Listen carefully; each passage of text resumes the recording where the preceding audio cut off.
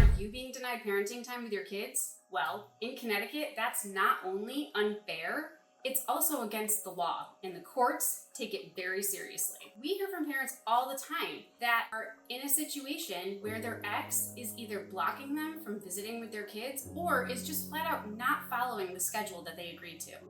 This leaves most people feeling powerless, worried about their relationship with their kids, and stuck watching precious time slip away. That's the exact situation that this dad was in. Dear attorneys, what if my wife won't let me see my kids while our divorce is pending? Sincerely, frustrated father. So over the next few minutes, I'm going to explain what Connecticut law says about parenting time and the steps you can take to make sure your rights and your kids are protected. Hi, I'm Kristen Wolf with Wolf & Shore Law Group. Here at Wolf & Shore Law Group, we help you to get through your family law matter, which is divorce or custody, and help you come up with a strategic plan so that at the end, you feel as though you've muscled through it with clarity and confidence, because there is nothing more important than your children. So when one parent denies court-ordered parenting time, it violates the custody agreement and can put you in an impossible situation. So a lot of parents try to work it out, and they do this endlessly, or they let it slide so that they're avoiding conflict, hoping that things will get better. But that doesn't work, and here's why. In Connecticut, the longer that you allow for the other parent to deviate from the plan that you've already agreed to, the longer it seems as though you're accepting it.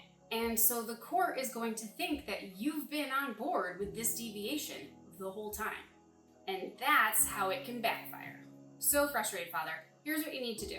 First of all, you need to call a law firm like ours so that you can get the paperwork drafted and get into court as soon as possible. The second thing you need to do is make sure that early on you come up with an established parenting plan that becomes a court order. Because if your wife violates any of the terms in that court order, then you can file a motion for contempt to enforce it and or to change it.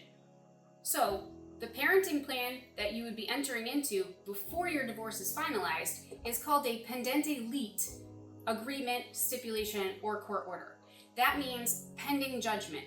And if you have that in place while you're going through your divorce, it allows for you to enforce the terms of that agreement, to make up parenting time if it's missed, and it also gives you a basis to modify any of the custody orders if they're not complying with the best interests of your kids. So the way this works is you document every single time that you are denied a visit with your kids. You can then use that as evidence when you go into court.